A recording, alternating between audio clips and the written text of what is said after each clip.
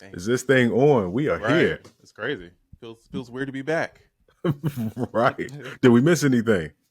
I mean, probably a lot of stuff, but we're just gonna act like those TV shows, and it's like they just act like nothing happened. It's like Yeah. the new on Viv comes. You know what I mean? It's just, yeah, Yeah. she's Like there. when they Yeah. took away one of the kids from whatever sitcom that was. When she walked upstairs and never came back. Never came Yeah, back. yeah. What was that? Family Matters. Yeah, Judy. Yeah. Hey, where's Judy, man? We need to start a Find Judy campaign. I don't think it was a crazy story, but I feel like it was a little sadness in there. So hopefully, Yeah. Yeah. Shout out to Judy, and man, shout out to us. It's been a minute, bro. Yeah, we're just gonna sweep past that. We're just gonna Yeah. one day it will come up about why the hiatus and all that. But right now we're just gonna not important. Fam, I've had a whole kid since we last did this. That's crazy. That is crazy. That is crazy. That is Congratulations. crazy. Yeah, thank you, sir. Thank you. You know what I'm saying? Thank you. You know all about that life. Oh, And yeah. happy belated Father's Day to you. Man, saying to you, my brother. You know what I mean? Pops. You know what I'm saying? We out here. You know, that gang. I know. Bro, do we just go straight into it? I think so. Have you seen the new clips? Yeah, I'm excited. Hey, bro. I'm excited. Pharrell is in his bag. I was a little nervous, bro, because I like Pharrell and Chad. I'm a Neptunes fan. You know what I'm saying? Pharrell is great. Don't get me wrong. I love Pharrell. Pharrell is like goated, but I'm a Neptunes fan. So when I hear it's just Pharrell, I'm like, I don't know. You know? I feel you on that. The one saving grace, the one reason why I wasn't nervous is because Push won't allow a bad album. I see. Push won't allow, no matter who the producer or producers are, Push is going to get the best out of them. I see. So the rollout's crazy. Like, I love marketing. I love Neptune's beats, Pharrell beats. So this is my alley. This is it. You know what I mean? It's a great rollout. The beats sound crazy. That beat is insane. Pharrell is in his dark bag. I like it. Ooh. You saw so they put out 2 songs. Mm-hmm. My man just sent me the other one today. I didn't even know. What's it called? Don't something. I don't remember the name, but they got a video for it. It's fire. Oh, I haven't. I only seen the one that just dropped today. Whatever the one that dropped today is the one I saw. And then I heard. Is it the one where they start off? They're driving in a car. Yeah, or something? Yeah. No. So that joint was fire, but the one Ace Trumpets before this, I thought that was even more fire than this one. Damn. I'm gonna have to go back and listen to it. Yeah, you do. Yeah. And pardon if you hear any yelling, running, stomping. You got a little Kurt Franklin back there. You know what I mean? A little Man, and God's property. He destroying all God's property upstairs. GP, are you with me? oh yeah. Pharrell, when he in his bag, is like great. You know what I mean? It's like I like hearing different beats, like reverse evil kind of sample with weird drums. Pharrell, like, okay, now we talking. You know what I mean? Now I just need bridge chord Pharrell. If we could bring back bridge, even the old drums. Give me the old drums. Just run the same Triton back. Give me the Triton. Run it back. I don't care. Because everybody else is doing it. Everybody else is taking that old Neptune sound now and making beats like that. I'm like, shoot, I might as well just give me straight from Pharrell, or go to the vault and just release all of them. He need to do. He need to get with an R&B artist and do do a whole R&B album. Dog, one of my favorite Usher records is an unreleased record. I'm pretty sure called "Certified" by the Neptunes. It's for Usher and the Neptunes. I love that beat, bro. Dang. That beat is so tough, bro. Jeez, never came out though. Yeah, it's one of them YouTube ones. You know what I mean? It used to be those blogs, like what was my homie's name? Me and Brandon always laugh about it. PJ Butter. He was like a DJ, and he used to have a blog, and he'd be like, PJ Butter exclusives. You know what I'm saying? PJ Butter. Bro, he had all the Ryan Leslie. Like, if you know, man, PJ Butter was tapped in. You know what I'm saying? Ooh-wee. Yeah, I need to see Pharrell do a new Khalees type of artist, like type of album. It will be sad that Chad won't be a part of it, but still, I hate that, bro. Yeah, man, like that's tough. I was about to say that's the biggest and worst producer duo breakup I've ever seen, but I can't recall another producer duo breakup ever. Yeah, like the Scott and Tim didn't really. It was like, Danger and Tim. It was sad, but it wasn't like. Yeah, it wasn't tumultuous like Chad and Pharrell. And the thing is, the Chad and Pharrell stuff is coming up. It's been like 20 something years, and you know, it's now come on now. It's now coming up more and more and more. So you feel like your uncles when they beefing, and it's like one don't come to the family reunion no more. You like, come on, dog. Like it ain't that serious, bro. Like, right. We can get past that, dog. You know what I mean? Come to the cookout, bro. You good? You know what I mean? Yeah.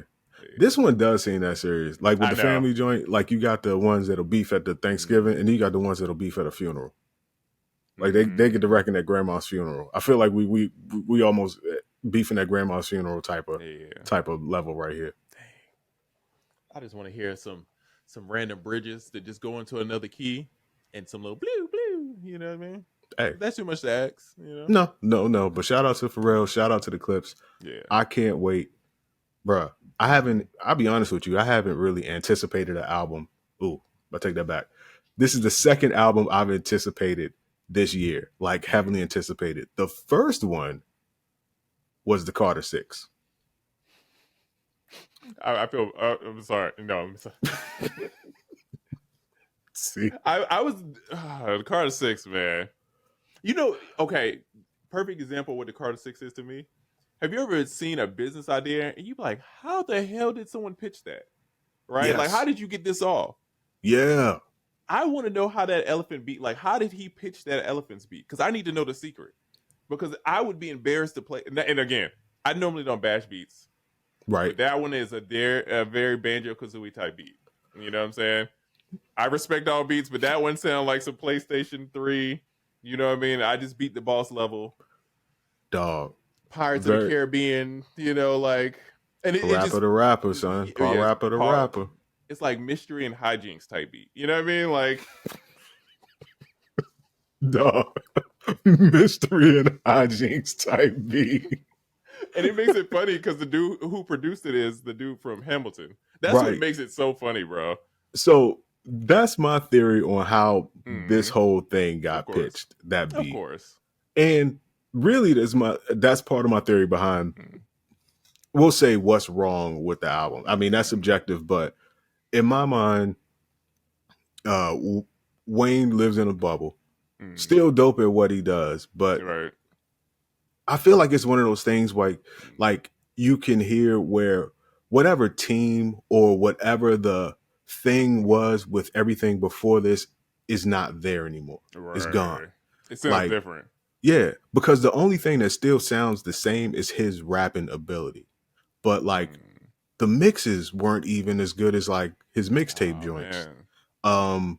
The beats not really good. And he usually uses a whole bunch of different producers, but even in this case, something about the beats weren't good. And I think a lot of stuff depended on or kind of leaned on the name of people too. Like, I got a joint with Bono and I'm sorry, I forget the lady's name. And then a beat from Lin-Manuel. And I'm like, it sounds expensive, but it doesn't necessarily make you think it's going to be good. And another thing too, when someone's with a label, the music sounds expensive. And you may not realize how the whole thing sounds expensive until all of that is gone, and it doesn't. And it sounds kind of DIY. You know what I mean? Bro. It's like, and again, I don't want it to sound like I'm bashing. What's my dude name? Lin-Manuel. I think that's his name. I think it's just the irony of like how the beat sounds and how simple it is, and then it's just like when I think of Lil Wayne, I think greatest rapper. You know what I mean? Like one of the top for sure. And bro, he came through with the Fisher Price type beat. I said, bro, please, bro.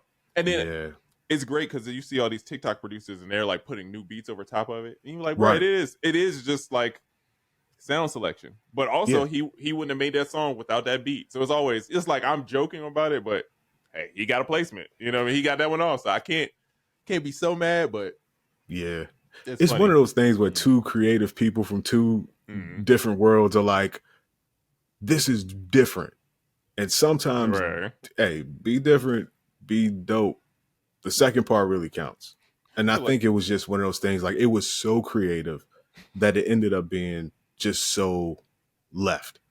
What happened to post-production, man? Let's bring back post-production. Let's work on beats afterwards. You know what I mean? Dog, we need to bring back a lot of things. That's facts. That's facts. I got a hot take coming in. We need to bring back 80% of the gatekeepers. Not all of them. Hold on, I'm thinking. Yeah, let that. Maybe 50% of the gatekeepers. We need to bring back 50% of the gatekeepers for certain things because the barrier to entry for almost everything is super low. Very low, that just anybody can get in on everything. And then you have the people that are great at something and the people that don't know anything about it that just jumped in it. All on the level playing field at all times. Right. It's like no quality control at all. So it would be, you would be almost saying like something like it's something that you can magically generate music from, and it's incoming of it is about to happen, and we probably should figure out some kind of way to stop that, huh? Yeah, because that would be a shame if something like that could actually become a thing, right? Man, and what if one of the greatest people that was in music had the bright idea? No, that's so crazy, man. It is. Okay, man. Listen, we got to talk about it. Yeah, you want to go ahead and talk about it? Yeah, it's funny. I was gonna push that on you, but I will start it off. Okay. Listen, and we are a little late getting to this. A little bit. I mean, hell, it's been a couple years, but we're back now. We came back just in time because emergency. This whole Suno AI thing is crazy, bro. Let me just tell you, my thoughts are the rollout was incredibly aggressive.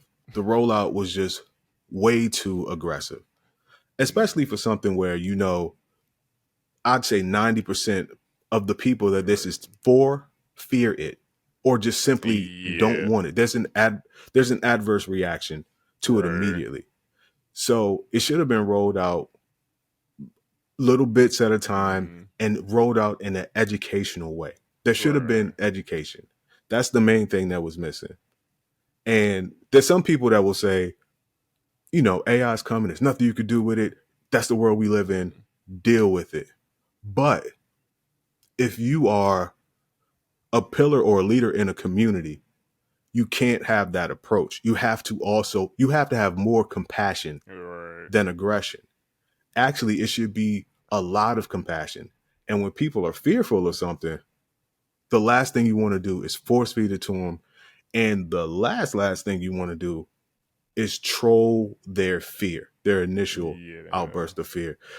I just don't know how this happened. Like, who was like, that's what we should do. Before we get into this, I got a timeline for us. Let's go. I was prepared today, okay? So this is the Timbaland AI controversy timeline, okay? I'm going to throw out some allegedlys, some Hail Marys. Austin Powers says, spectacles, testicles, wallet, watch. You know what I mean? I'm going to throw a couple of them in there too, okay? You know what I mean? So allegedly, you know? Okay. So let's get to the good part. You know, I organized this in a timely manner. Okay, cool.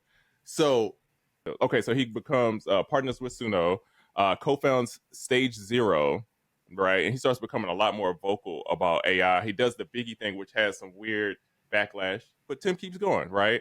Right. And then he goes through some issues with Beat Club, which we won't get into detail because it's right. But it's some issues with Beat Club and previous business ventures, right? Right. So then he announces Tata, who's AI artist, who is going to be, she looks kind of like a K-pop artist in a way. It looks like if you took every popular person thing and like mashed it together. K-pop and the A-pop. Yeah, I mean, so he does this and it gets a lot of backlash, right? People see the AI, they don't like it, right? They want Timbaland to invest in real artists versus AI. Right. Instead of educating, Tim makes a video with AI dissing people who don't like the AI, saying, hey, your songs aren't mixed well anyway. Why would we use that? Right. And I hit Oracle. I said, people are sorry, I'm getting ahead of myself. And then it becomes a thing of, well, is Tim using the AI to programmed the AI. I mean, he's using our beats to program the AI. So like when they do like the beat feedbacks, are they using that material to feed the AI? Right. Which I thought at beginning, it's like, man, that's such a crazy thing, right? Tim is not Mr. Burns, some evil scientist in some lab somewhere. Like, oh, I'm gonna steal all the creative juice, and it's like, you know, like Space Jam, and it's like a little bottle here, and it's like, oh, we got the, you know, it's like, I'm like, Tim wouldn't do that. And then, hold on, what's my homie's name? Let me make sure I get his name right. Cuddy Fresh. Cuddy Fresh, bro. Fire producer. He's fire. Yeah, bro. Incredible. Yes. Incredible, dog. So a producer by the name of Cuddy Fresh, Timbaland plays a beat that it's a very, when I say it's like a copy and paste with a sprinkle of like something on it, like you could tell it's been ran through the AI. Yeah, one element of the beat was taken out. That was the bouncy keys. The drums were changed, slightly but different. The tempo is still the same. But the musical parts were exactly the same, minus the additional breakdown parts. Right, but very close. It's like a very like copy and paste type thing. Don't forget about the tag. It with homie's tag in it, bro. And so I don't know how to defend him on this one. You know what I mean? It's like, I don't understand how to get here. You know what I mean? Like, for me, it's like, I understand like AI is controversial, right? As someone, I feel like me and Oracle's been on AI really early, right? We're on ChatGPT, I think 1.5 is when we started. It was like very early, right? We were on ChatGPT type of programs before ChatGPT existed. Yeah. So it's like we were on this very early, right? So part of me loves AI, and then part of me understands the disruption from it, right? So I get it, right? I feel like in those spaces, Tim had, like you said, he has to educate because it's such a new thing, right? It's just like when the internet came, or just like when streaming came. It's going to disrupt things, right? So if we don't know what's going on, people are going to be afraid. This is people's jobs, their livelihood, right? So he has to, he's looking at it to me from a place of privilege and not thinking of it like this is going to affect people, right? And it's like, I just hate that he made the moves that he made. It's like someone listed out all the bad moves that you could make, and then he picked those. I said, why? I was like screaming at the computer. I said, Tim, why? Why would you do this, bro? He would get on Twitch. I said, Tim, get off Twitch. Why are you streaming? Stop talking. Stop talking. None of the lives helped. Bro, nothing helped, bro. Guru was trying his best. And he was really giving information, making things very logical, but it just seemed like everybody else was a spectator in that live instead of acting like, I really have something at stake here. Let me be a part of this conversation and really try to turn this thing around.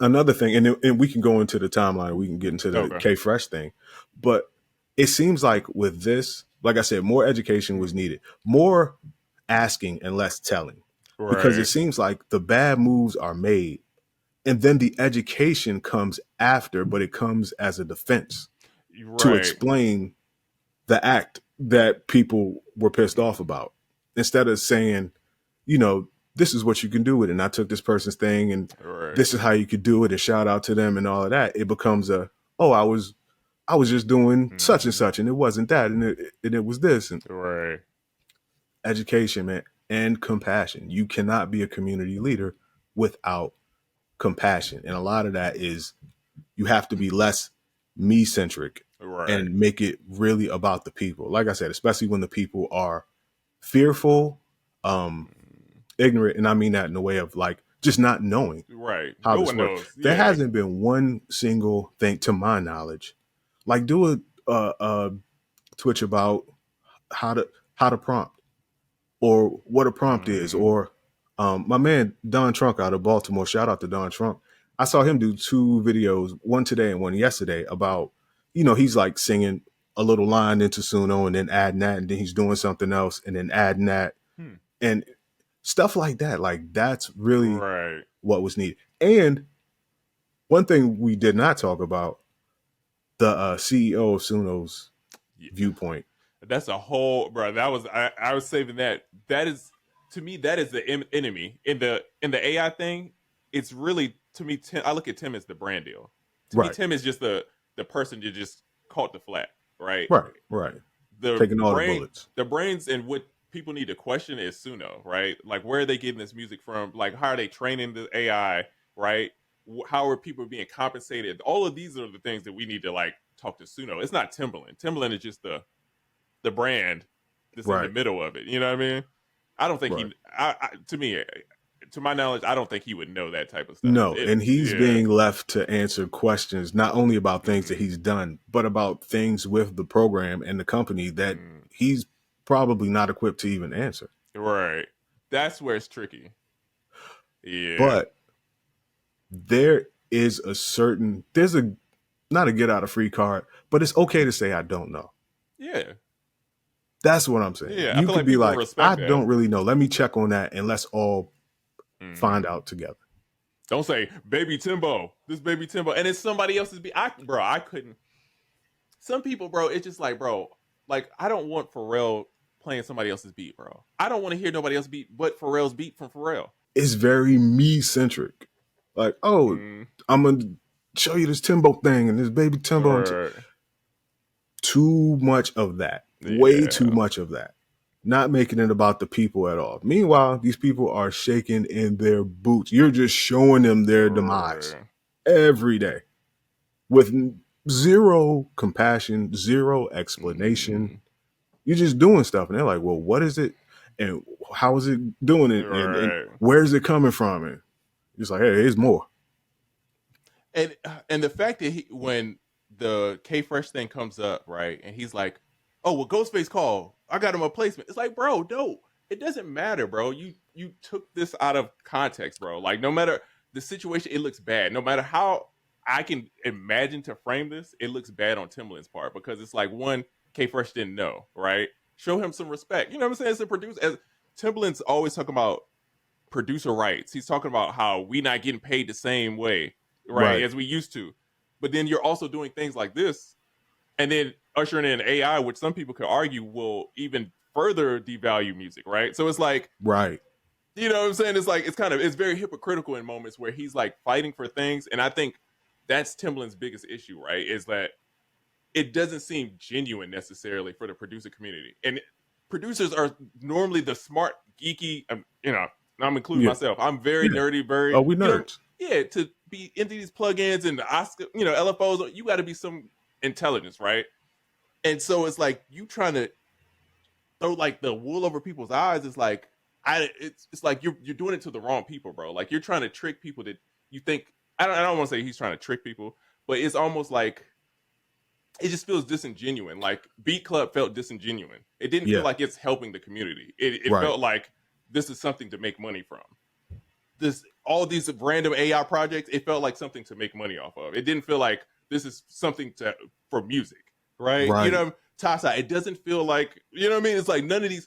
I told Oracle, I said, if will.i.am was to do this, nobody would bat an eye. Because will.i.am is always helping producers, always giving advice. He's always been talking on brand. He's always talking about AI and giving both sides of it. He's educating about AI, right? So if will.i.am was to do a project with an artist of AI, I don't think people would be that upset. No. And it's the fact that it's a pop artist. Okay, artificial pop is almost like almost redundant because pop, no diss to the genre, but if you had to pick the most artificial genre, it would be pop. So artificial pop, the people weren't really feeling that. Once again, you can't be a leader and looking out for people and then make moves like this. It, like you said, it comes off as very hypocritical, super hypocritical. And the Ghostface thing, once again, something happened. It's okay to be like, my bad. I should have such and such. Instead, guess who hit me about this beat today? Ghostface. And he wanted to do a placement. Well, first of all, the video's from last year. So if Ghostface hit you today, that means he saw the video about the controversy. Also, K Fresh was like, Ghostface has my number. Dang. So it's like if I stole a ring from you and then you found out I stole your ring, but I'm like, but I went by the pawn shop and they willing to give you 10,000 for it. And I don't even want nothing for that. You ever see that antique show? Guess what? You're like, bro, you stole it from me. Yeah. But once, like I was saying, the explanation or the education comes after the offense in this case a lot of times. So it was like, oh, it was an edit to show the power of a tool. Well, if you would have started the video itself saying that and mentioned his name, none of this would be going on. I'm going to highlight a dope producer. There you go. But talk to him and see if he wants his stuff ran through AI. Like, that's, to me, that's common courtesy, bro. A lot of this, bro, is bad marketing, bro. This is terrible marketing. Bro, I know, again, I don't know if Tim has a PR person, but I know they stressed out right now. I know if he does, they stress, bro, because it's bad decisions and bad marketing. That's all this is, bro. And it's snowballing. If he would have said, I'm going to do an AI artist, but we're going to put features of independent artists on it, right? So I'm going to do a live stream. We're going to pick independent artists because this is going to get a lot of traction. So this, yeah, we're doing AI stuff, but it's going to open up doors for independent artists. There you go. Or a prompt contest. We have a artist of note that everybody loves, and whoever writes the best prompt and comes up with the best song gets to their beat, whatever they made with Suno, gets, you know, the artist gets on that song and does a song to it. Then it becomes a contest. Then the people are educating themselves, and you're educating them because they want a prompt. They want to win this contest. They want to know how it works because they want to do a song with whoever the artist would be. And it could be a really big artist. But I don't know if we're playing Monday morning quarterback or if it's just that apparent what should happen and what shouldn't have happened. Yeah. I just don't. You know what it seems like? You ever see those clips when Kanye was on Twitch? And it's like all the people around him seem like they just agree with him no matter what he said. It's like he can say something crazy and then everybody be like, yeah. And it's like, and again, I could be wrong, allegedly. You know, all of that stuff. But it just feels like there's nobody saying, no, this isn't a good idea. And Tim, if you do anything, I'm just throwing this out there. If you do anything for the producer community in the future, help, right? Doing a masterclass, it helps, but it also lines your pockets. So it's not necessarily a help, right?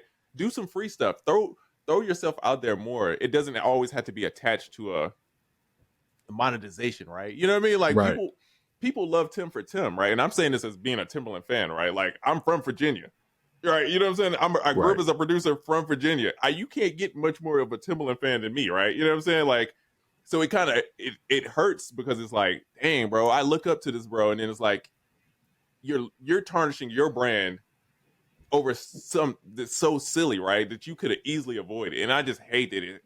I'm just like, bro, I hate it, bro. I do too. Listen, and it's no mystery to a lot of people out there. I used to work with Tim. I was in the Timbo camp, and I played a very, very significant part in the music that was being made. Nobody can argue that. It's a super sad day for me. But I feel like I understand a lot more about what happened than a lot of people. I'm seeing their takes, and I'm like, no. It's not right. I get it. Yeah. I know what's going on. And some things are just not going to change. Right. I'll put it like that. Some things aren't going to change. I was there for a lot of years, contributed to a lot of albums, a lot of beats, a lot of everything. And I've seen it. Some things are not going to change. And I don't think Tim is evil. So I don't want it to come across like Tim is like the, you know, like the villain in the back, like I'm stealing all music, you know. Right. I just think he got to understand the landscape. And again, it's almost like did you see Kai Cenat with Wale? Right. And it's like Kai spoke to Wale, but he didn't know who he was. Right. And Wale took offense to it and then tried to check Kai. And it's like, bro, you don't understand the internet. You don't understand the moment, right? The internet is going to look at stuff and they're going to like run with it, bro. And it's like, bro, Tim gave them all the ammo. If he's innocent, he gave them all the ammo to be guilty. You know what I'm saying? Like he did. So it's such a bad situation he put himself in, because he painted himself in a box that only he did. This Right. was his doing. You know what I mean? And once you get into this situation, no matter what you do after, people are going to pick it apart. You could say 3 babies from a burning house, and somehow it's going to have a negative spin on it, just because now people are against the thing that you were trying to start. And like you said, I agree, Tim, not evil, but there's like a unchecked, we'll call it passion. Right. There's an unchecked passion there, kind of bull in a china shop. Break shit now, ask questions later, or just break a whole bunch of things and let's not worry about it type of mentality. And that's when you really need people around. I don't know who's around now. I couldn't tell you, but it can't be a room full of people that were like, all of this was a great idea. So there are either people that are like, there's the yes people, there could be some no people, but I just don't, I don't know, man. Maybe the no people are just like, get out of here, or we're not listening to that, or I know what I'm doing. But my thing is too, he's the strategic advisor for this company. Because the thing that this whole situation needs right now is a strategic advisor. But you kind of need a strategic advisor for the strategic advisor. And the CEO had just as bad with his take. Can we get into that for a hot second, and we can pivot back? Forgive me, I don't remember his name. But he, look it up. Yeah. So while you look it up, the CEO of Suno said that Suno solves the problem, because when you make a product, it has to solve a problem.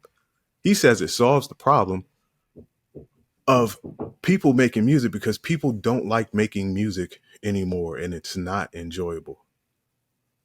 No research was done on that. You don't have to do research to know that is the complete opposite. Have you ever met a musician? I'm pretty sure he himself has to be a bit of a musician. Musicians, if they don't love anything in the world, they love making music. Right. It's their passion. It's the thing that they love doing. And you and I share the same sentiment of, we use AI to do the things that we don't want to do, so we can spend more time doing the thing that we love, which is ultimately music. So to have a take to say producers don't like making music, right? It's crazy. It's very, you lost everybody right there. Yeah, right there. Bruh. I don't know, man. Yeah, his name is Mikey Schulman. Okay. This whole situation, bad. I think at this point, everybody just need to Homer Simpson back up into them bushes, and lay low and come back with a whole different approach, maybe a whole different team of people. Or I think they're too far invested to just abandon ship. But maybe I feel like they should go towards a different genre or a group of people. But I don't know how you do that. And I feel it's not like this is only a problem for hip hop producers or R&B producers, that you could go to a rock producer or a folk producer with this. I just feel like it's bad for everybody, all producers all around. And this situation affects 3 different audiences. And I don't think a lot of people are looking at that. You have producers, which obviously we're more familiar with because we are producers and we're of the community. And we all know how producers feel about this in general. Right. I don't think I'm out of bounds by saying 95% disapproval rating. Then you have artists. Oh man, I haven't talked to any about this, but I'm pretty sure they feel the same way. Did you see the clip with Dark Child? My bad, I ain't mean to cut you off, but did you see the clip with Dark Child? But go ahead. Okay, and with Tim, they both said the thing about AI artists is that they don't talk back. And here's the thing: I understand what they're saying. I get what they're saying, for sure. Right? But the way they package it is so bad, bro. It's like telling a girl, like, if a girl be like, "Do you think I'm fat?" and you be like, "Bad. It's gonna be bad, bro. It's gonna be bad. It's gonna be bad." Right. And once again, you can't be for the people and be like, "I want to create a version of you that I really don't have to deal with." And what they mean is, and I understand this, right, from a certain aspect, when you're creating with artists, sometimes artists will say, I don't want to do this song, and it ends up being their biggest song, right? And it's them fighting with the person to get them to do the record, right? Or trying to be creative. Or even, and still, like, female artists are very expensive because you had to pay for hair, nails.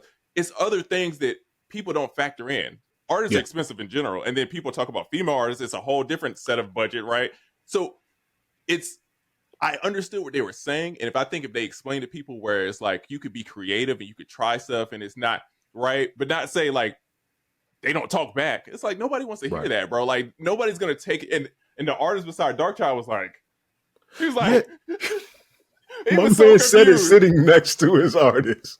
Bro, if that ain't a crazy, like, the dude looks so nervous now. He like, oh, shit. Yeah, he like, damn, you ain't have to do me like that on the Breakfast Club. Right.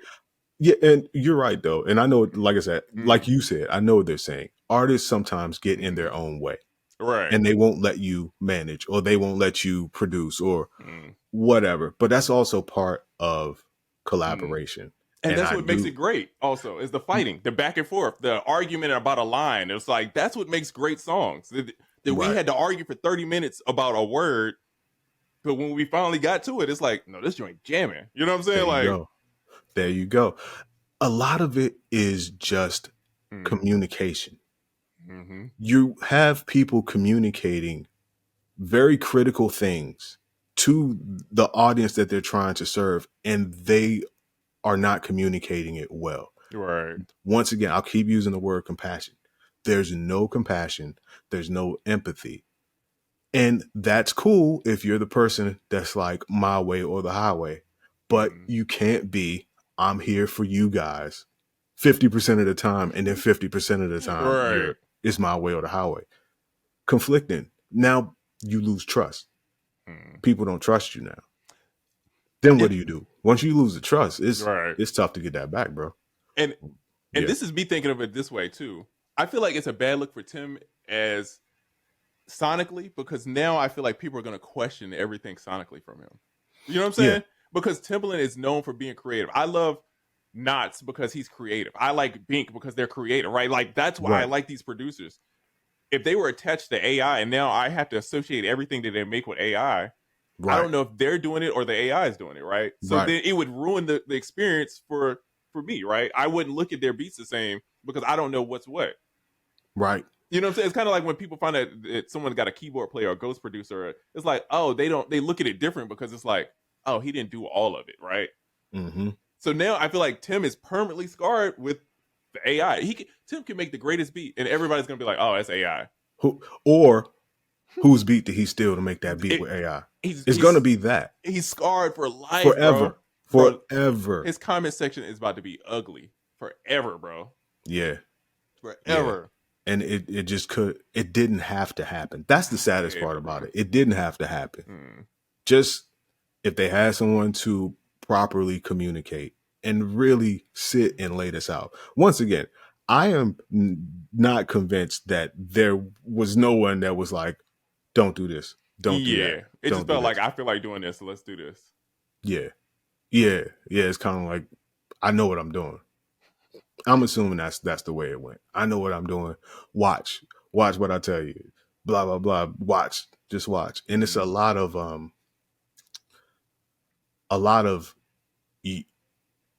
y'all can't fuck with me talk. A lot of that. Not the time for that. Yeah, read the room. I know that's a very hip hop attitude to have, and you should feel like that when it comes to your art. But once again, when you position yourself as this leader and all of that, you can't turn around and look at the same people like, man, y'all ain't none of y'all on my level. That's not gonna work. You can't say your beats aren't mixed. Why would we even use them? And then a video drops of you using somebody's beat. And it's such a crazy, like, bro, when the videos came in to my phone, I couldn't believe it. Like, I had to watch it like 4 times to try to understand what was going on. I'm like, wait. You're trying to tell me that Timbaland played somebody else's beat on stream and pretended like it was his? And kept saying, Baby Timbo? You could believe that. You could believe it. I didn't want, bro. Because here's my thing. On top of not saying K Fresh's name, it was a lot. You said your own name like 4 times. That's what I'm talking about. Right.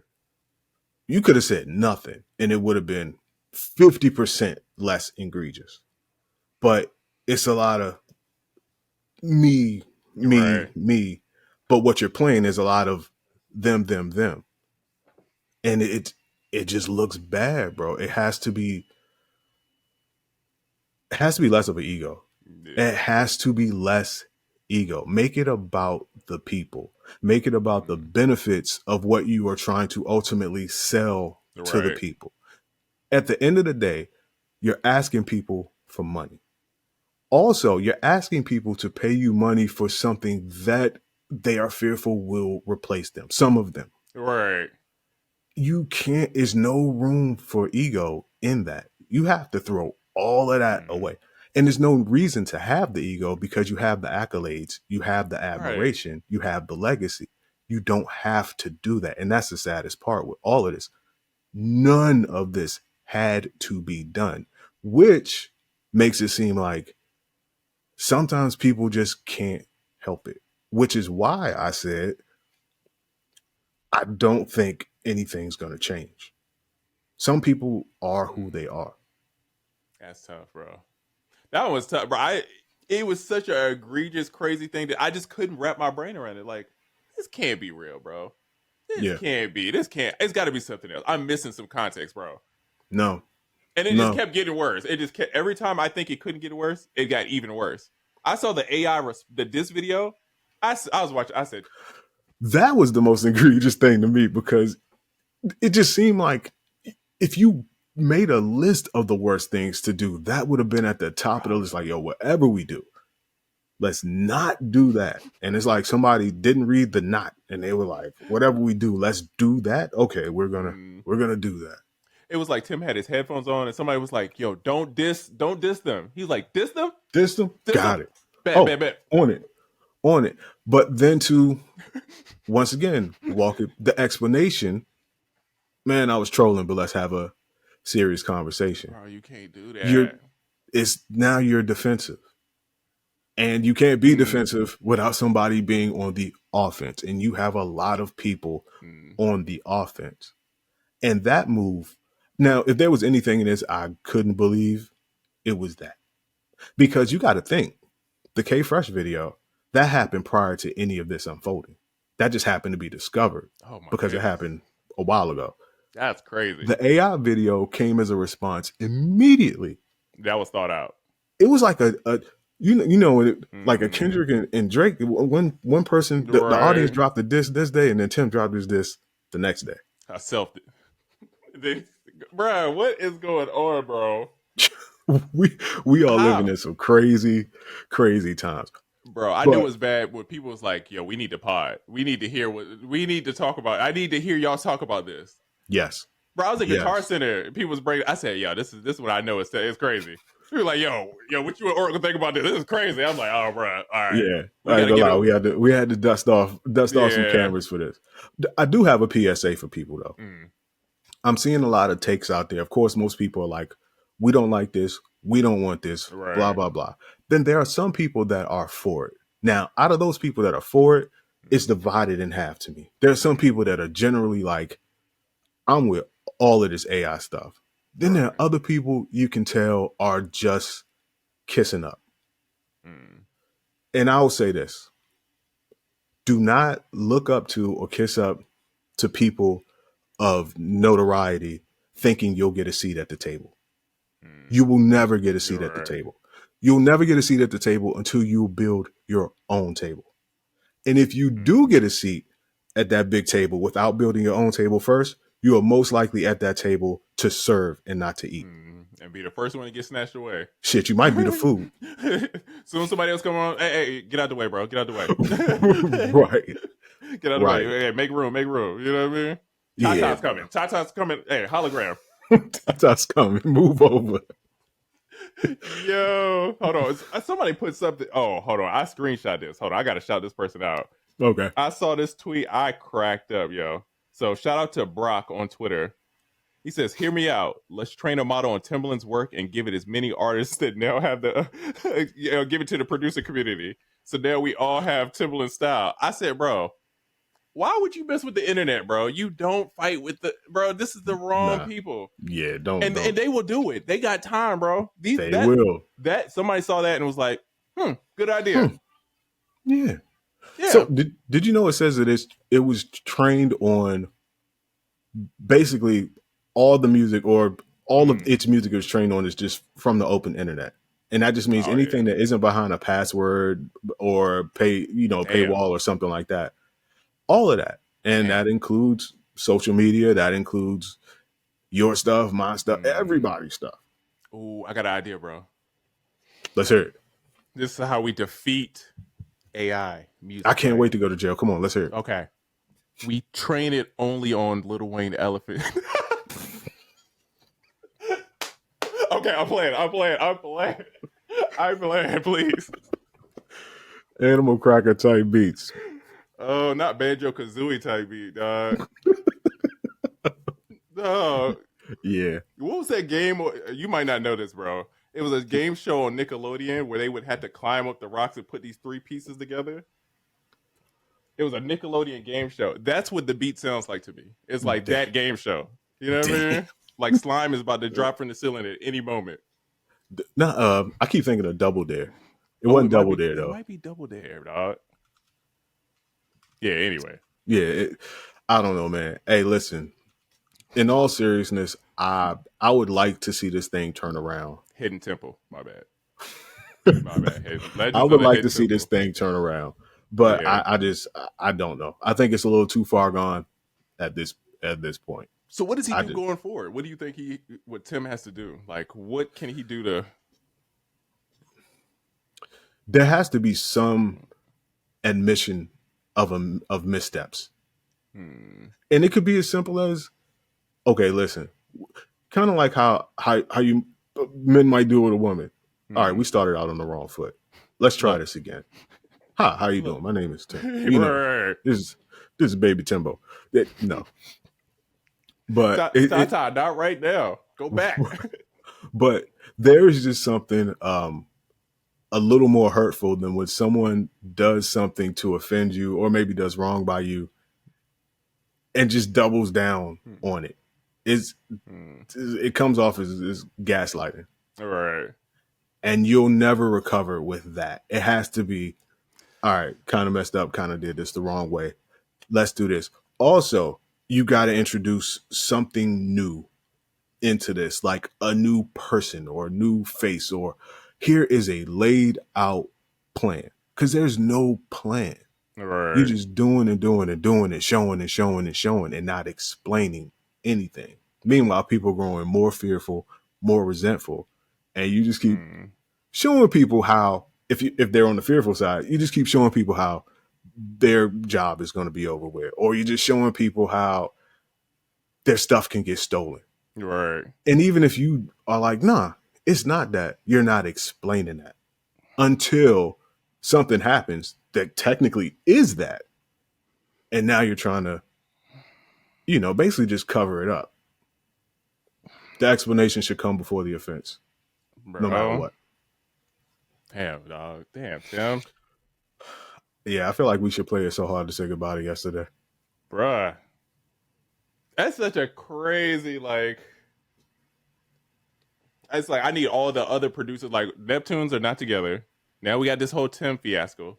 It's like, hey, Dr. Dre, you better calm it down. You know what I mean? I don't know what you're doing, but just sit and chill somewhere. You know what I'm saying? Relax. Hey, Bangladesh, wherever you at, just go make a beat, bro. We can't afford. No. Just slow down. Yeah, look, I don't need no more of my favorite producers, you know what I mean, being in some kind of crazy, bro, no. I want to enjoy listening to beats from my favorite producers for the rest of my life.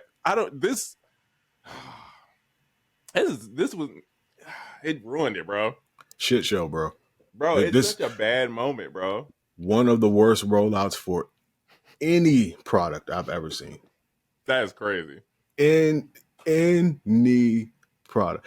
This, is bad, bro. And it makes the product look bad. Like fishnet condoms. Like, this is just something no one wants. It's not going to work. It's just bad. It was like they was in a brand meeting. They was like, okay, what kind of feel do we want? And someone was like, I think we should try being hated. Maybe like, you know what? Let's roll with that. You know what I mean? All right. So we're going to build our brand around people hating us, right? Right. From the Our makers target of there's audience, no such thing as bad publicity. Oh, they testing the limits, bro. They trying it. And here's the thing. I'm sure they're making mad money, though. They're getting mad signups because people trying to figure it out. But it's going to be short-lived. And then it's almost like Stranger Things. They done let the demon out. They done went to the under. They done opened the portal. They done let the thing out. Now, it's going to take 7 episodes to get this shit back in. You know what I'm saying? It's like, you're going to have to go get somebody else. You're going to have to get an Avenger. You're going to have to get Doctor Strange. You're going to have to look into the future. It's a whole thing to get this somewhat normal. You know what I mean? Yeah.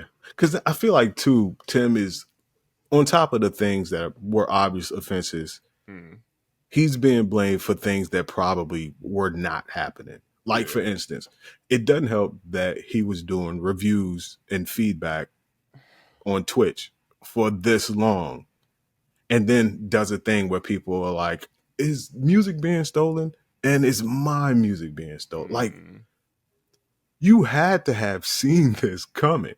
You are accepting people's music constantly. And that's going to be the first fear of an AI is, where was it trained, and is my music being trained? So I say all that to say, what now becomes of those submissions? Do people still continue to submit? Right.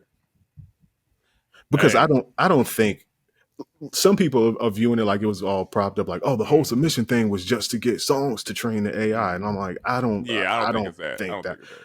Too much, like you said, too much Mr. Burns, too much evil genius, supervillain thought behind that. No, it's not that. And I say this, like, I don't say this to diss Timbaland. I don't think Timbaland's that devious and like that. I don't want to say that smart, but I don't think he's that evil genius to think of like, we're gonna start a live stream and we're gonna train the AI only off of. It's like, no. Now, is someone Suno doing that? I have no, allegedly. Right, but see, all of this came along, but all of this came along prior to the Suno thing. So it's just like, here's a wave or a bag over here, and here's this other thing that came along that's a wave or a bag, and it just so happens that they don't. They cause problems for each other. This is Tim doing. It's his version of when people do those pump and dump crypto. Yes, this is what this is. It's like, it's a gold mine. People know it's an opportunity, and they're trying to take advantage and use their celebrity to leverage that, right? But it's like, yo, you hurt your own brand. The Haktua girl is done for because she did that crypto scam. Logan Paul, who else said? I don't want to say Logan, allegedly, you know, all that good stuff. But there was other people that was involved in these like crypto pump and dump things that people brought up, and it hurt their brand dramatically, right? CoffeeZilla on their ass about, you know what I mean? Like, you know what I'm saying? Like, so it's like, it's a gold mine. I know AI's going to be the future, regardless of how we feel about it. It's here, right? Oh, for sure, and it's only going to get better, bro. I bet me and Oracle been on what is chat now for maybe 4 or 5 years now. I say maybe 5 or 6, and it's scary how good it's gotten. From when we first started, it was like you could get a headline, you could do like, and it would start talking about gyms randomly. You would be like, start a new gym? I didn't say nothing about a gym. You'd be like, yo, write an email about making beats. It'd be like, yeah, so if you want to start a gym, he'd be like, wait, what are we doing? So it was horrible. Now I can FaceTime with AI and ask it what's going on in my room. And so it's only going to get better. So we just have to learn how to adapt to it and set rules in place and laws and regulations to kind of help figure out what's going on. That's what everybody needs to be putting their energy to, for me. Oh, one more thing that I forgot too. In addition to this should have been rolled out educational and bit by bit, there should have been some messaging of using it responsibly. That's it. Because this is geared towards misuse. So if the person, say someone of Tim's notoriety, was like, listen, one thing we don't do with this, we're not going to be stealing each other's beats, that type of messaging, then it would have been frowned upon more, or people might have second guessed a little bit more before they went out and just totally, start acting like they're making beats when it's somebody else's beat. There was no messaging of responsibility, and the person rolling it out has been seen using it irresponsibly. Dang, bro. All bad. All bad. All bad, man. Hey, and as someone that used to be in that camp many, many years ago, The views and discretions of Timbaland does not reflect Sound Oracle. No, it does not. Hey, when I was there, things were good and hits were flowing and all that good stuff. Dang. Yeah. Yeah. And credit was good. Well, not all of it was good, but it wasn't this bad. Yeah, this is crazy, bro. This is egregious work right here. I ain't gonna front, bro. This is low key kind of. We've never seen anything like this in our time alive in the music industry. I'm gonna go ahead and say it. I cannot think of one thing on this level that we've seen, bro.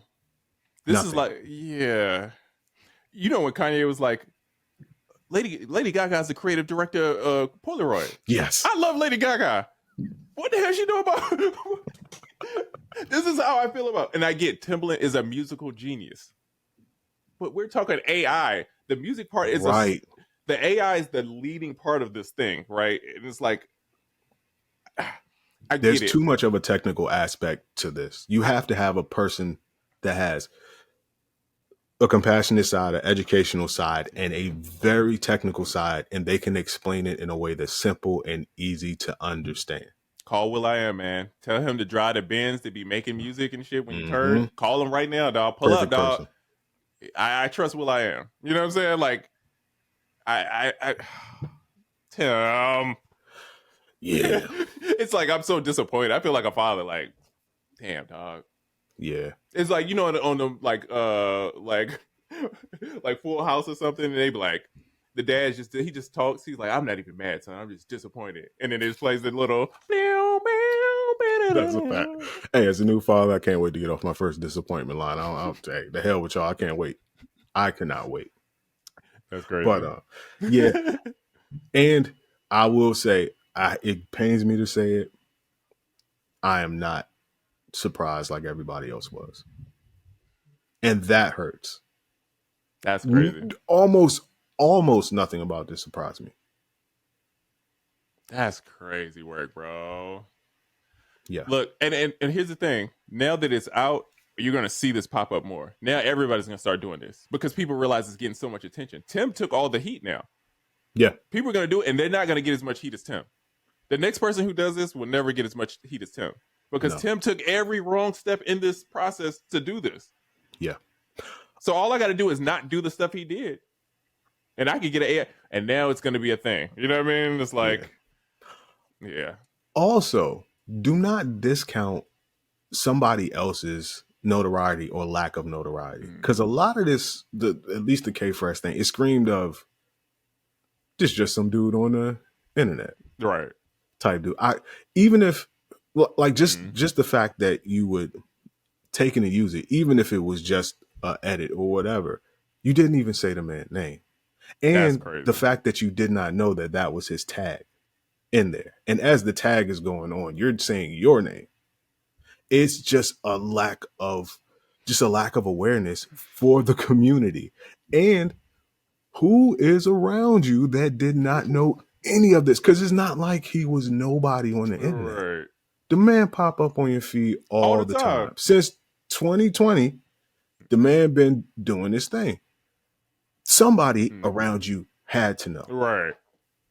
It just doesn't make any sense. Somebody had to know. On the good side, I do hope that K-Fresh engagement went up. I hope he got hella followers. I'm hoping from a result of this craziness that at least he got that. Brands. I watched his interview. Seems like a very solid dude. I rock with him. Seems like a great guy.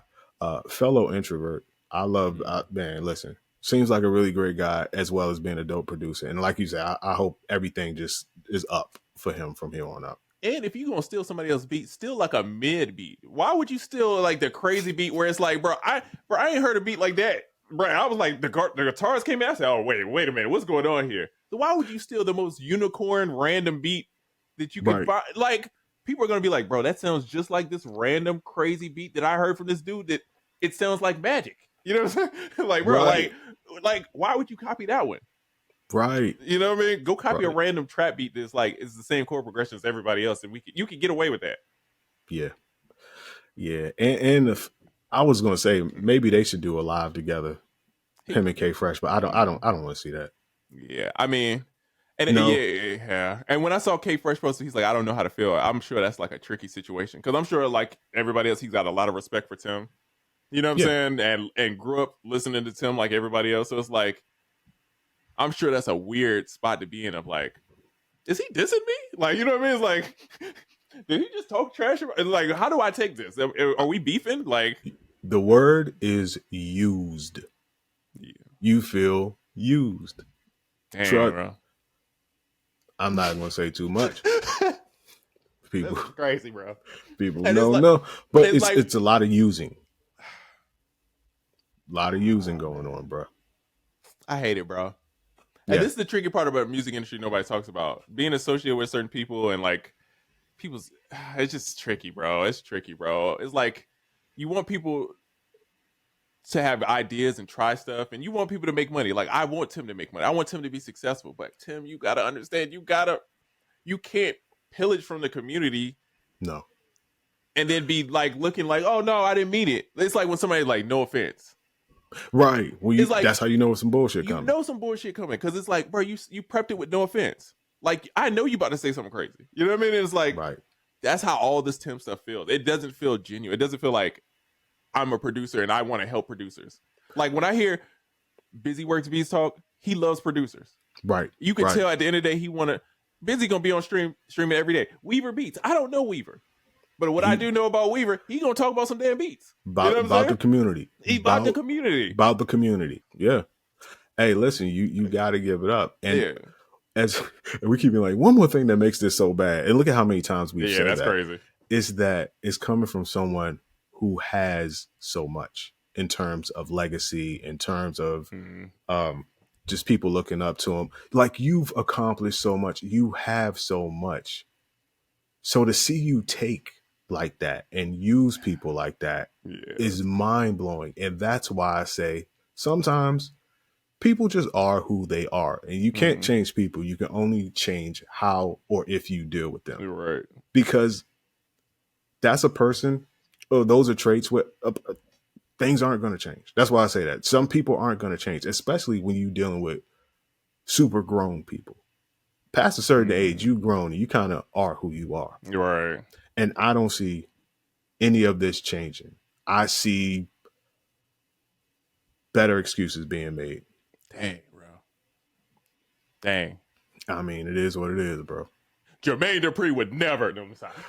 That's what I wanted to point out, too, as we were saying this. I was going to say, you know what producer is really killing social media right now, doing a great job? And not that I thought he wouldn't be able to, but I just did not see it. I would have picked him. Killing it, bro. JD's killing social media. Every time I'm like, bro, he's doing so great at like entertaining stories. Yep. Like taking you along, showing you like making songs, stuff like that, showing different like perspectives of stuff, engaging questions. Like he got it. Jermaine Dupri is the shining example of what all of these veteran producers should be doing. Like you say, he's telling stories. He's looking out for the community. He's voicing his opinion, and he's showing you technical sides of things. Right. He's showing you what he's doing on the MPC. When he had problems with the MPC, he's showing you the error. No, and I reached out to them, and this is what they say, and this is the problem. Right. This is what I was doing wrong, and that's why I had this problem. So just make sure that y'all, bro. Perfect example. He's killing it. Yes, shout out to Jermaine Dupri. It's not perfect. Like I don't know if you saw, it was like Brian and him was making a beat, and then the MPC crashed. Yep. Yeah. And it's like I like that because bro, it's happened to me. Like I like, and not that I like that the beat crashed. So I don't want to be like, fuck that beat, you know. But don't you put that on me, Ricky Bobby? Yeah, but I'm just saying, like, it's cool that they show like, mistakes happen, things happen. I could have probably saved this. But hey, we were vibing, bro. This is how it happens. Sometimes you just in the studio, you vibing, you cooking up, and sometimes stuff goes left. You know what I mean? And it's like people need to know that's a part of the game of like you got to just recover. You got to try to remake that thing back or move on to the next idea. But yeah, they're doing social media right. Yeah, right. So that's really cool. Shout out to them. Yeah, because things like that are relatable. Number one, and then there's a educational aspect usually after that, or at least some type of philosophy of how you should handle those things or how you should feel when those things happen. Because once you show that you're not perfect and your life is not perfect, people feel, you become relatable. Then when you show something like that they go through all the time, people feel seen, is what I'm saying. They're like, well, this person gets me. And that's how you build trust. Exactly. Talking down and just being perfect and all that, people can't wait to get you in a gotcha moment. Bro. And this is, oh man, this is crazy. And this is still the beginning. There's so much still to have. It's like the Diddy trial. It's like, it's still 2 weeks in. They got 2 more weeks of trial left. It's about to get crazy in here. They already talked about baby oil. It's like, bro, 2 weeks in, y'all already talked about, like. Did they get to the trafficking at all? I don't know. I had to be honest. I stopped. The Diddy trial got too wild for me, bro. It's just a lot of freaky tales, as Too Short would say. I thought I had a great imagination. I started hearing something. I said, wait a minute. My imagination is not. Whoa. Fam. Whoa. Yeah. It's like how I couldn't believe the Tim thing. I heard that. I was like, wait, hold on. Ew. But all in all, I'm like, wait, isn't this trial about some RICO and trafficking? Oh, yeah. I'm like, I feel like y'all just give me a lot of it feels weird. Erotic novel type beats. What's going on? What's my dude named Quan Mills? Are you familiar with Quan Mills? No. Oh my bro. No. Oh my God. Please look him up, dog. When you get off here, you have to look up Quan Mills. If you don't know who Quan Mills is, look him up, bro. I feel like I'm gonna regret that, but I won't do it. Hold on. I'm about to explain. Quan Mills is an author, right? And he writes these books. Hold on, I'm gonna give you a couple examples of books. Pregnant by a dope boy named Dracula. No, Dracula, excuse me. That's a book. Pastors Eat Too. That's the name. Oh yeah, and I censored some stuff out. Well, Pregnant Granddaddy's Boyfriend. Whoa! Wait, hold on. That was pregnant. Whoa! Yeah. So I ain't gonna lie. He just writes these crazy books and he be on TikTok and he just like talks about it. And bro, it's so interesting. It's just like he be in Chat GPT and like, give me your worst, bro, and we're gonna package it. Not nasty enough. Give me more. Yeah, it feels like the Diddy trial sounds like one of these books. It's like, yeah, I'm cool on this, bro. Do you think there's any way back for Puff? Again, it's one of those things, bro, of like your legacy is like so tarnished. Even if you didn't do it, you're guilty by association. You know what I'm saying? It's like, yeah. I think Diddy was done when the Cassie video came out. Cassie 100%. Video came out, it was a wrap, bro. 100%. It was a wrap. I low-key feel like this trial is really just meant to ruin his legacy to the point where he can't do anything else. Yeah. I don't even know if they're really trying to get him on the things they say they're getting him on. They're just like, we're just going to we're going to make your name so bad that even if you only do time served off this, you can't do anything else afterwards. Bro, I had wrote as a note, I'm glad you brought this up. I miss guilt-free music listening in the club. So shout out to Keith and Brian. Ladies love R&B every Wednesday. Yes, sir. I be in the club, bro, and they play a Diddy song or they play like a R. Kelly song, and it's such an awkward.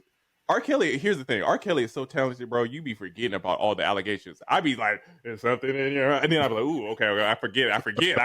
You know what I mean? I ain't gonna lie, that's a jam too. Bro, it's such a jam, bro. Golly, bro, it's so good, bro. Every time I hear R. Kelly songs, I'm like, bro, why is this song so good?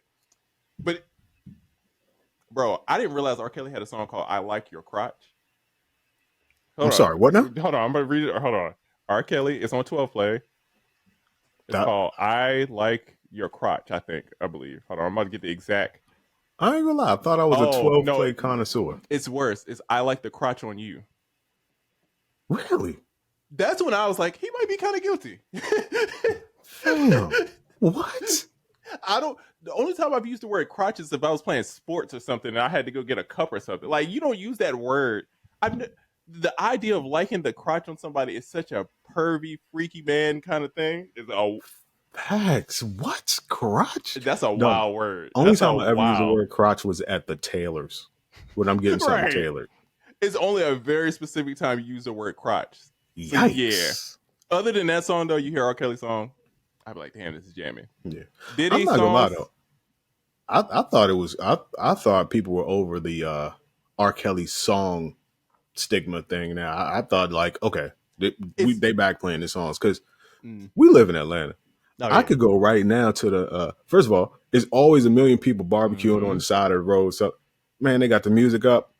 For some reason, a lot of R. Kelly being played. Oh yeah, a grill and R. Kelly go hand in hand. You know what I'm saying? Yeah. I ain't gonna lie, Honey Love and some ribs. Chocolate Factory. You know what I'm saying? Some Sweet Baby Ray's. It's like there. You know what I mean? Hey, 12 Play 2 was a dope album too. It's something in your fries, baby. Telling me. There you go. There you go. Yeah, nah. Crotch nuggets all around. But yeah. I don't know. The Diddy ones is a little worse though. I will say they play Diddy. It's like because R. Kelly's is so jamming. Diddy's just like a feature on a lot of them. Yeah. So people kind of like, yeah. But and Diddy wasn't the main artist on just about any of those songs. So for people to be like, oh yeah, not playing Diddy, that's not happening. Yeah. First of all, because I mean, no playing Biggie, no playing Mary J, no playing Faith, no playing Total, Mace, The Lox, Black Rob. The list goes on and on and on and on. People aren't throwing away all of those great artists for the guy who was the executive producer and doing the ad libs on the track. Like that's a lot to ask people to get rid of for such a not a small contribution, but in the listening experience, a small contribution. Right. Because R. Kelly is singing about sexual things. Diddy, his ad libs, a lot can be construed as sexual and always have been, but not enough for me to stop listening to Jadakiss. Old Jadakiss, are you crazy? Yeah. Oh yeah, you can't do that. Yeah. Nah. Somebody need to bring back the word crotch in a song. That's a crazy word. Crotch is a crazy word. I ain't even gonna front. That's some real Despicable Me stuff. That's a real treacherous. Like who uses that? That's a real despicable, right? That's real treacherous right there. I like the crotch for you. Once again, nobody around to tell you that's a bad idea, or you just not listening to them. That's what we need to run ideas by our friends more. That's the moral of today's lesson. Let's brainstorm a little bit more. You know what I mean? Let's call up the friends and be like, "Is this a good idea?" Right, and listen to your logical friends when they tell you that's a horrible idea. Yeah, if someone says, "Bro, you probably shouldn't do that. You're gonna upset a lot of people and probably ruin your legacy." Yeah, you should probably listen to that friend. He might have a solid point. You know what I mean? Yeah. Also, if you thought crotch was a good idea, you should probably do a little self-evaluation too. Like the engineer didn't say something like, "Hey, bro, you don't want to replace that word with another word? Why are you cutting this?" You know what I mean? Like he could shut up before I kick you in the crotch. That's crazy word. That's crazy word. Man. Yeah. Shout out to I don't know if I'm saying shout out to R. Kelly. He's in the hospital right now. Supposedly. That's crazy. Yeah, it's bro. What are we living in, bro? Bro, I just when we left, none of this was going on. Bro, it was so calm. I mean, we had a little pandemic. You know what I mean? Yeah. But I think that was the start of the crazy. The second iteration of TMZ Live. This is what the world is. It's like TMZ Live all the time. Facts. Like, bro. Yeah, we're setting the stage. You all aren't going to believe what's about to happen. Hey, man, 2025. But yeah, listen, we are here, and boy, things have changed. That's all I got to say. That's all I got to say. You know, the Tim thing was crazy when I seen Busy and Weaver, like both like, yeah. When you see them on the same side, I'm like, oh yeah. This is an alliance. You know what I mean? It's like in the movies, it's like everybody has to join together to fight the bigger monster. It's like this is where we got now. We've all joined together to fight, which sounds crazy because I don't want to say I want to fight AI, but I do want to establish some rules and regulations for this stuff because it's like, right. If you train it off of my stuff, bro, I've been in some zones, bro. I done made some jams, bro. If you take in my pocket, I need some coins. You know what I mean? Nah, Tata got your jams, cuz. Nah, I need Tata to pay. Hey, my ass cap needs to see some of them residuals. No Chris Breezy. You know what I'm saying? You know what I mean? Also, how do you sign an AI artist? Doesn't signing require a contract? And doesn't a contract require at least 2 signatures? Like, what does signing? Once again, like I said, no education or explanation to the things that people are obviously going to be like, how does that work? No explanation. My dog just opened a new project. And Suno said, we gonna name this Tata. That's it. That's how you sign it. That's how you sign an artist. That's it. Sign. You know? Chat GPT, hey, what should I name this artist? Yeah. I signed 30 artists this weekend. And guess what? All y'all gonna put out one song, and whatever songs don't pop, all y'all off the label. Yeah. And what let's play a fun game. What do you think the music is gonna sound like? Not what do you think it's gonna sound like? Do you think it's going to be dope? Here's the thing. Here's where he gets tricky. Even I thought about this. If Tata drops and it sounds like a Nelly Furtado song, or it's got similar drums or something, now everybody's gonna be like, he just trained it off of Nelly Furtado's record. It sounds like an old record, and he just people will justify ways to not like whatever it is at this point. Yeah, it could be dope, like you said, and people are gonna be like, it's terrible. Yeah, or stolen. Again, it's Timbaland. It's always going to be certain kind of quality. It's always going to be.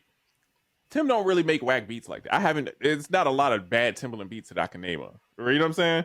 But it's some bad ideas that he's had that I can name. And it's like, even with those AI projects, bro, it's like African music and they're yelling Timbo. What is that, bro? Like, once again, what are we doing? Too me centric. Yeah, it's too like, bro, much ego in it. Like, yeah, it's crazy work. Ugh.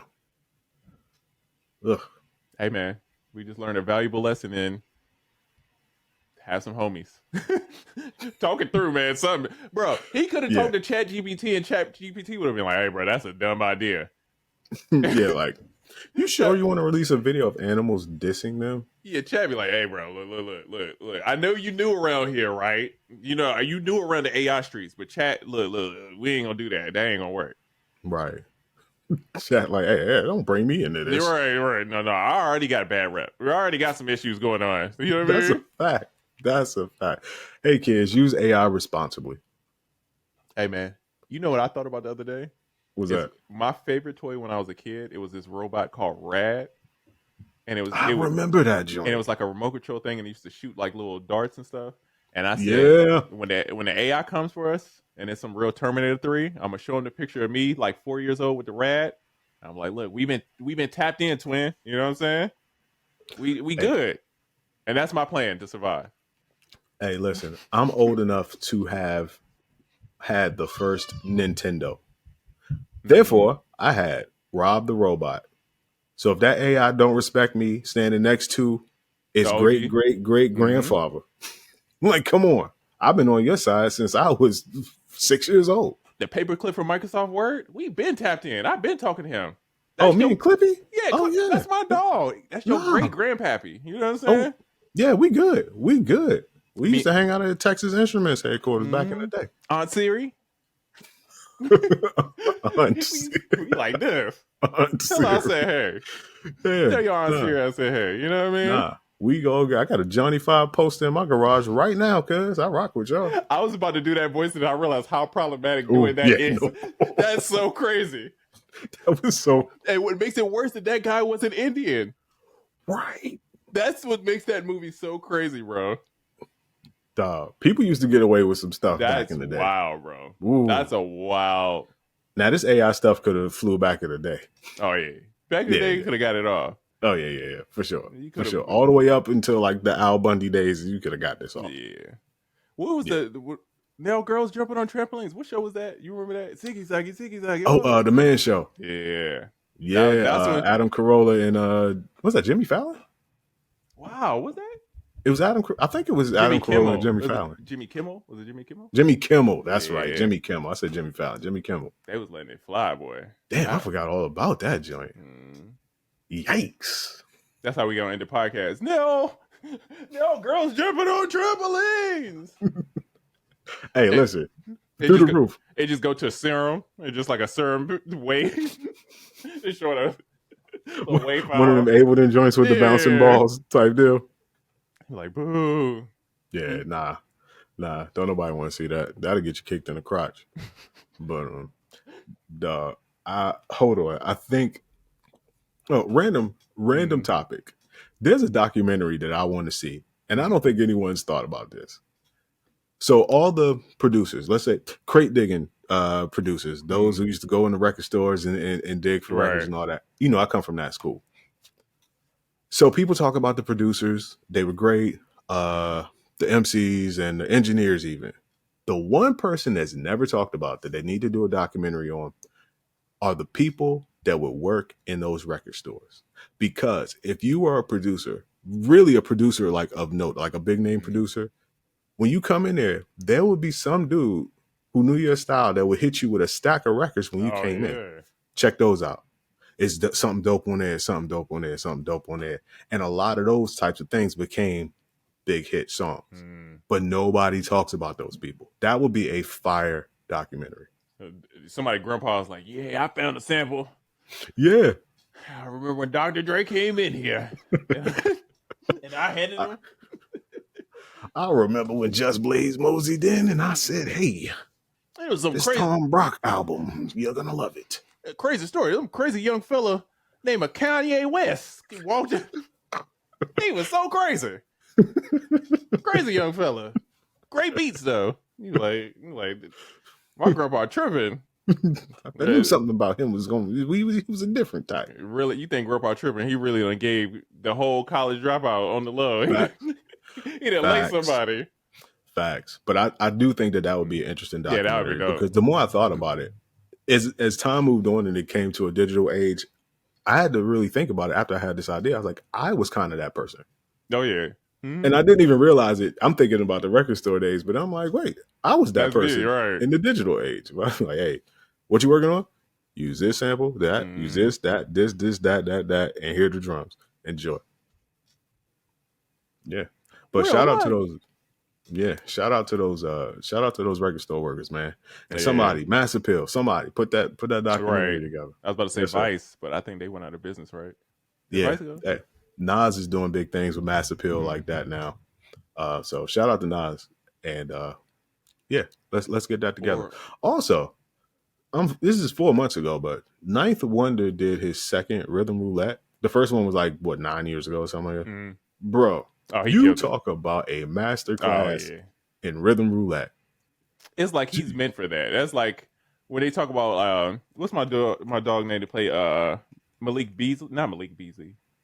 His last name's Beasley. He plays in the Mike NBA. Beasley. God, what's his name? He just played Lance Stevenson. Hold on. Beasley. Oh, it's Michael Beasley. You're right. Yeah, Mike Beasley. Yeah. It's like Mike Beasley. They say he's like the greatest one-on-one player.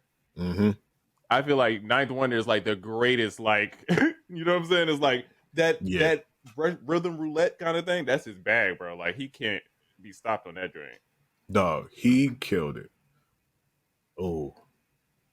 Tim did his Rhythm Roulette too this year. Did you see that one? No, how did that go? Oh, no, that was the one they were killing him on, right? They were cooking him on I forgot about that one. Yeah. Because he made the most generic beat, and it was like a Kanye sample, right? It was a lot of, once again, out of touch. Out, just not really knowing. Out of touch in a sense, like, this is that crowd when it comes to that. You can't not know records, not know samples. You can't not go through all the albums. You can't not make several bits. Like, it's just certain things that you have to do. And he did none of that. Like and proceeded to promote Beat Club, which is just a lot of snowball effect of things.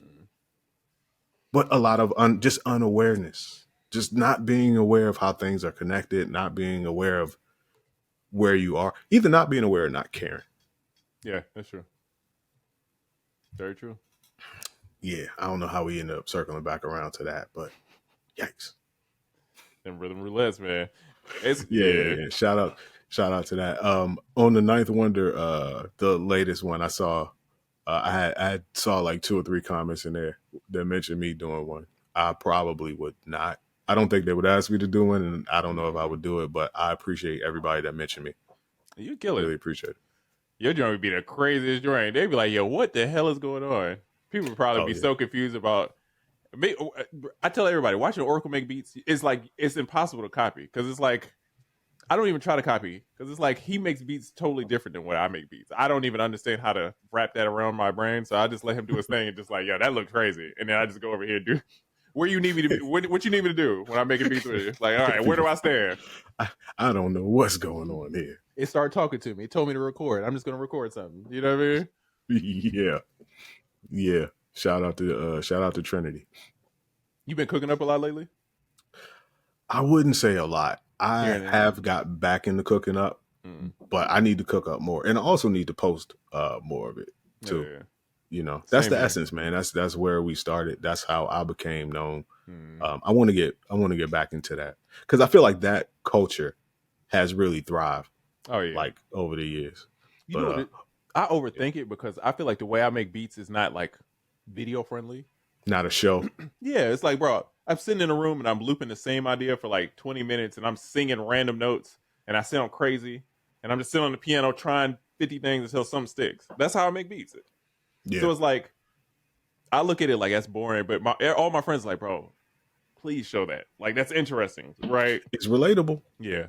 It's relatable. Not everyone makes beats in a performative way. As a matter of fact, I don't like being performative when making beats. But that's what sells, because music and content, or everything and content, have to go hand in hand. So you got to kind of Michael Bay it up and have explosions and all that stuff going on. When at the end of the day, it's really just to get people to listen to your music. Yeah, I got to do better with posting beats. Yeah. Okay. Let's kind of talk about that for a minute. Without being like I don't want to be the person that's like, all this social media and this content, because you kind of you have to get with it. And I've dare I say, in that space, I was one of the earlier people doing it. So it's not like I wasn't with it. But I do think it's becoming a bit much to where, no matter what you do, it's like, okay, I'm a chef.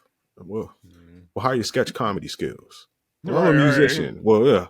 How your acting skills, and what type of but it's really about the music. But now you damn near gotta be a TV channel. You gotta be over here tap dancing, singing, you know what I mean? You gotta do all kinds of stuff.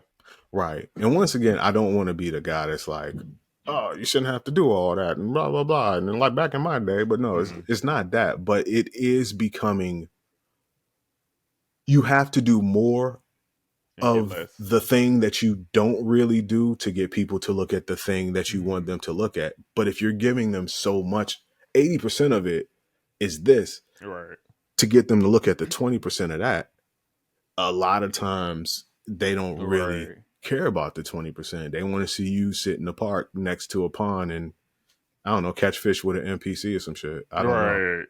And it's like, I feel like we're kind of getting away from the actual music. Or if someone's a super dope producer, they shouldn't have, because a lot of people like look at my setup like, man, it looks so cool, and then I don't make videos because I just got a laptop. And I'm like, that's fucking sad. Not sad that you only have a laptop, but just sad that you feel like, or probably do, have to make a spaceship or do something extravagant just so you won't get scrolled past, or just so your video will get shown, just so people can hear your music. Because, and then I'll get off of it, when I did start, this is a back in my day type of thing, posting stuff on Instagram, I had a pretty decent following, and people who followed you saw your stuff. And it was well received, incredibly well received. This still is to this day, but I know only 10% or less are seeing certain things, when in fact, if everyone that followed saw the thing, it would, you know what I'm getting at? Yeah, no, I get it. Dang. A lot of rules. You know, they got an event and you sign up to be a vendor, and you got to pay the vendor fee to sell your stuff. It's like the vendor fee is $1,000, and you really was just hoping to sell $200 worth of stuff today. So now you're 800 in the hole. So it makes most people be like, it's not worth it. Yeah, this don't make sense. I wanted to ask your opinion on drumless beats. Like, because I like boneless wings. There you go. So you do. Yeah. So, like, let's just say Griselda type stuff or some Alchemist type stuff or, beats where it's just the chopped up sample. Right. And, and for some people because some people really want to get into semantics when it comes to drumless beats. It doesn't mean the beat doesn't have any drums in it. If the sample has some drums in it, those are the drums that are in the beat. But most of the time, it just means you don't add any heavy drums or you don't add any drums to it. A lot of people call it lazy. So I just wanted to get your take on it. Hold on. Mm-hmm. Yeah, you can go ahead. I'm going to try to get rid of the screen. Mm-hmm. All right. I mean, I don't mind it, bro. To me, it's a time and a place. Now, if it's a whole album and it's like they all boneless, it's like, all right, I need a drop. You know what I mean? I need some. It's like when a chord doesn't resolve. Like, oh no, I need you to go to that tonic, cause like we ain't gonna do this. Like sometimes it is jarring. You ain't gonna go to the 5 and not go to the 1. It's 2 5 1 for a reason. Go follow the sequence. You know what I'm saying? Yeah. But and I think certain moments, and it depends on the sample too. I think that's the biggest thing. If the sample can carry, some samples just carry, bro. Some samples that's all you need. And then some samples, they need a little drums, they need a little bass to it, Yeah. Now, most of the time when people do these, the samples are so great that they're just really incredible samples. Personally, I don't mind it. I enjoy it. Now, I don't want everybody to do it. It's like a restaurant that serves a certain type of food and a certain dish. You're like, yeah, I go there when I want that, but I don't want every restaurant I ever go to serve this type of thing. But I enjoy it. Like I said, Alchemist, some of the Griselda stuff. I was about to say it's the Dorito Loco, the Dorito taco from Taco Bell. It's like, you don't want everyone. Everybody just shouldn't be selling that. But at 4 a.m, when I'm trying to, a little Baja Blast. Kind of hit. Yeah, hey. Kind of hit. I ain't never had one a day in my life. I'm over here talking this thing up like. Hey, listen, we don't know. It's been college since I had some Taco Bell. I ain't gonna hold you. You know what's crazy? Taco Bell has the most vegan options for fast food. Crazy. Damn. So I'm at the Bell a lot. Damn. Hey, well, really? Yeah. So Taco Bell is one of the most healthy places you can eat, and also one of, if not the most unhealthy place you can eat. Yeah, they got a good balance. You know what I mean? Okay. Yeah. I think your subset of customers is the lowest. Yeah. Oh, they took away half the stuff I would eat. They're trying to get rid of it. They're like, oh yeah, we don't get y'all out of here. Jeez, man. We trying to sell more Mexican pizzas. Yeah. But yeah, the drumless or boneless beats. I'm here for it. I don't feel like it's lazy. I'm a person that enjoys samples, especially when you dig for them into something super dope. Yeah. I think it's fire. And I was like, I would like to do some boneless beats. And then I thought I do have one drumless beat placement already. It was the song War with King Los and Marsha Ambrosius. Oh yeah, I remember that. And I remember being like, wait, I didn't put the drums on it yet. And they're like, nah. I'm like, I do like when they say the drums for the end though. That's always like a fun yeah. It's like you don't get the drum to the very end. You're like, oh, okay, like this is going crazy, Yeah. Yeah. Double points if they do it like for the intro to the album. Oh yeah. Ooh. Oh yeah. You get a minute and a half of like rapping over just some instrumentation, and then at the end it goes crazy. The Dreams and Nightmare type beat. I was about to say, very Meek Mill thing to do. That was like one of the greatest things. And I feel like everybody tries to do that every so often. And it's like that same format, and it's like it don't work. It ain't working. Don't try that no more. Let Meek have that one. It don't. And you the drums help do a lot of the heavy lifting. Yeah. So what the drums don't do because they're not in there, you got to keep that interest. Right. And some people just don't have it. No, I get it. Yeah. Last thing I'd like to point out, 2 rappers who have done something amazing over time. And some people talk about it, some people don't. But I want to salute 2 rappers who have had the same style of rapping for decades. Didn't change a thing. I feel like you're gonna say somebody way different than what I just thought about, and I don't even want to say who I thought about because it's gonna be Okay. So I got two rappers. The first one, which order I want to go in? The first one, Too Short. okay. No, Too Short since the 80s has had the exact same style. He like, yo, it ain't bro. And it is now 2025, and he could come out with a song today and it will go crazy. And the second one is Juicy J. Oh yeah. And I save Juicy J as the second one because not only does he fit that criteria, but I would say he's a blueprint for a lot of like what has been going on for at least the last decade, if not more. Bro, even because especially now Memphis is having like such a great time in music. Like the influence of 3 6 is crazy, bro. Like, yeah. Bro, I used to be, bro, you couldn't tell me no when Rotten Sprints was coming out, bro. I used to be in my living room doing the little dance and wanted the little shoes. Them shoes is horrendous now. Them shoes is horrendous now. The fact that I wanted them, shame on me. But you wild. I was wilding for that. I didn't know better. I was young. You know what I mean? At the time, I didn't know better. I've matured, you know? But at the moment, going crazy, bro. Yeah, man. But yeah, shout out to them. Two simple styles. Simplicity is key. And what? I thought you was gonna say Will Smith. Yeah. You know, actually, yeah. He dropped a song and somebody was like, yo, the song isn't bad, it's just the tempo. And then they changed the tempo and the song was way better. I said, that's so crazy of how changing the tempo of a song can make the difference, or changing the pitch. Bruh. Dog. You know how I make beats? I know this is super random. I put a pitch on my master, and while I'm making the beat, I'll randomly pitch it constantly. I'm constantly randomly pitching. So I have it up 6, -4, up 2. But if it sounds good in all of them, it's going to be great when I take it off. But yeah. Dog, that's funny. I have a random BPM generator on my master too, and I have a button. When I hit it, it just goes to a random BPM within like a certain range. And I do the same thing. Or if I just don't like it, I just hit it. Keep hitting the button until I'm like, that sounds good. That's how you gotta do it. Yeah, no, so but yeah, Will Smith. Will Smith is the picture of courage when it comes to go through everything he's been through.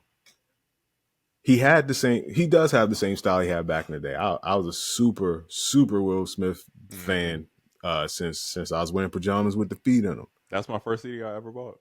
Yeah. See? And then people, you know, like he came out with the most recent album. It's not like people were hating on it before it came out, but, you know, little jokes. My man came out, all the confidence in the world, putting out songs that you could tell well produced, like he not no throwaway. Like my man he put time and money and marketing and all of that in there, stood on 10 toes. And if nothing else, a lot of that talk died down. Oh, yeah. Like you might not rock with it, especially if you're not of a certain age, but you can't really talk shit about it. I respect it. For sure. I mean? And I would say most people will never have half of that courage when it comes to their music in their lifetime. Yeah. Oh, yeah. And that takes a lot. And he's going crazy courage, with the visuals too. He ain't playing. Yeah. I mean, of course, it's Will Smith. He's one of the greatest actors of all time. You know what I'm saying? You get it. But, you know, visuals is crazy, you know? Yeah. So, shout out to Will Smith. Shout out to Juicy J. Shout out to Too Short. Yeah, Too Short go crazy, bro.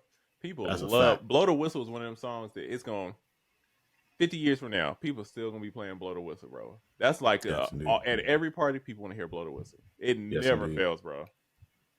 Yes, indeed. What's my favorite word?